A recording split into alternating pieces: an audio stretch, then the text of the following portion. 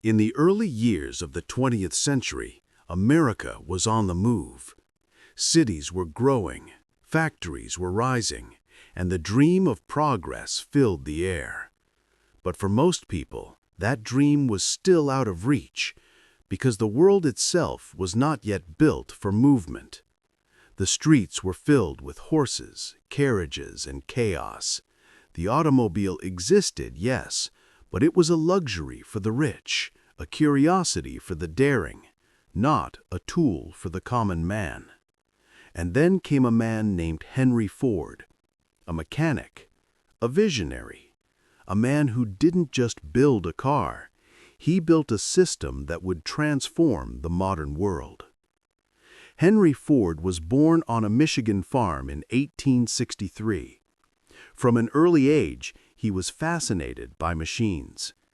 He believed that technology, if used wisely, could serve humanity, not just the powerful few. When he founded the Ford Motor Company in 1903, his goal was not to create wealth for himself. He wanted to create a car that anyone could afford, a car for the people. In the years that followed, Ford's engineers built and tested dozens of prototypes, each one faster, simpler, and more reliable than the last. But it wasn't until 1908 that they found perfection, the Model T. The Model T was tough, dependable, and easy to repair. It could handle muddy rural roads and cold northern winters. It was simple, yet ingenious, the mechanical embodiment of Ford's philosophy. Priced at just $850 when it launched, it was cheaper than most competitors. But Ford knew he could go further. He could make it cheaper still, if only he could make it faster. The problem was production. Cars in those days were built by hand, one at a time by skilled craftsmen.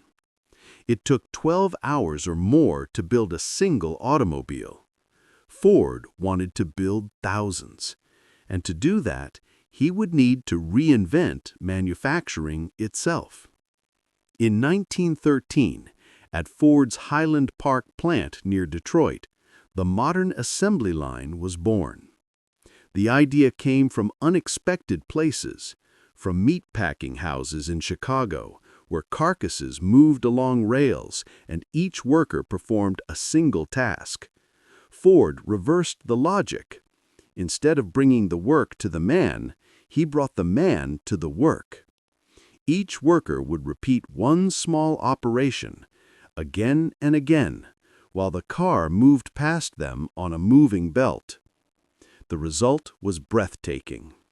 Production time dropped from 12 hours to just 90 minutes. Costs plummeted. By 1914, the price of the Model T fell to $550. By 1916, to $360, and eventually to less than $300.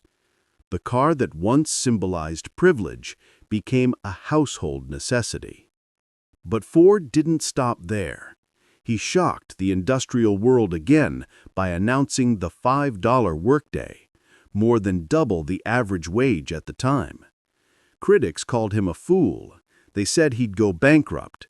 But Ford understood something deeper. A man who builds a car should be able to buy one.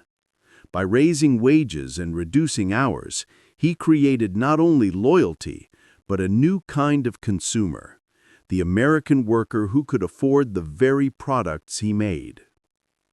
The effects rippled across the world. Factories in Europe, Asia, and South America studied Ford's methods. Fordism became a symbol of efficiency, a model for modern industry. The moving assembly line spread to every corner of the economy. Ships, appliances, airplanes, even food. In less than a decade, Henry Ford had changed not just how things were made, but how people lived. By the 1920s, America was a nation on wheels.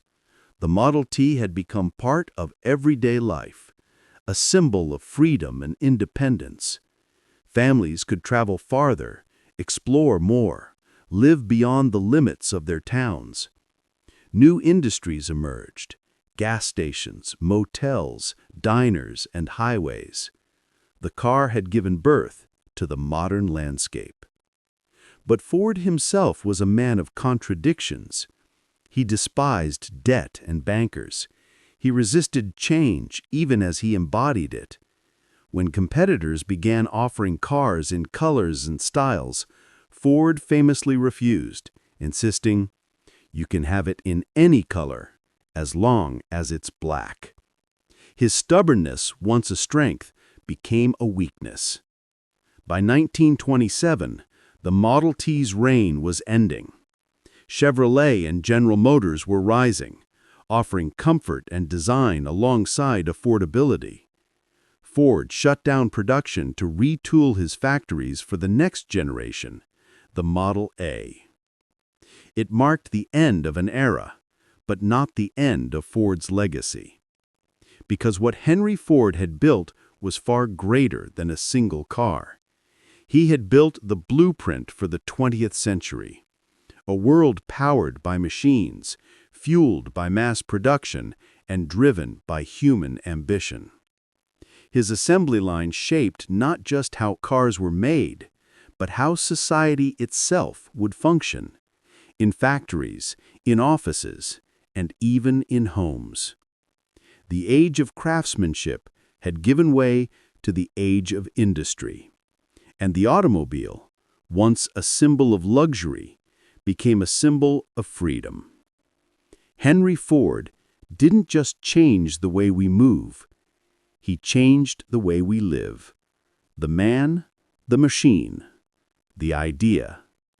They built the modern world.